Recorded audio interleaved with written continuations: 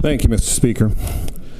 Colleagues, I want to talk today about the foreclosure crisis that continues to wreak havoc on middle-class households all across our state, and the chance we have this February to do something to help them.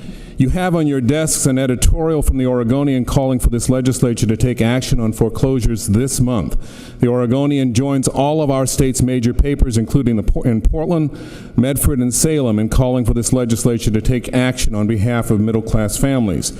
We all know the statistics. 1 in 4 homeowners underwater in their mortgages. Nearly 40,000 Oregon homes in foreclosure or delinquency. $9.2 billion, that's billion with a B, worth of lost property values due to nearby homes in foreclosure.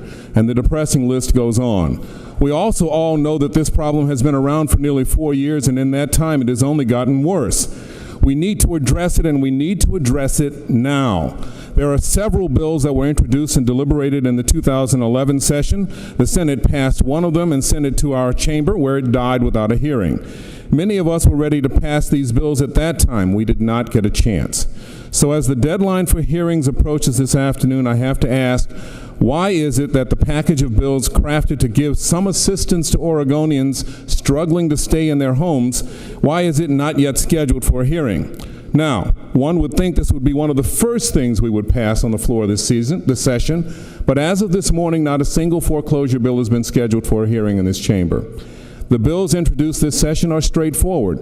Some enact much-needed protections to help middle-class Oregon families stay in their homes. My good neighbor bill, HB 4138, would require banks to maintain foreclosed properties so they don't become neighborhood blights and hazards, bringing down not only the surrounding property values but also the quality of the neighborhood life. All of this is common sense, and if we could get a hearing on these bills, I'm sure this body could come to agree that these are exactly the kind of steps we need to take to help middle-class families weather the economic downturn and keep their homes, their most important assets.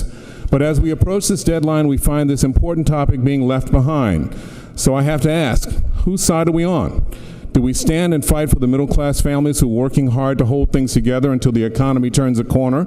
Or, frankly, do we side with the Wall Street banks? Do we side with Bank of America, Citigroup, JP Morgan Chase?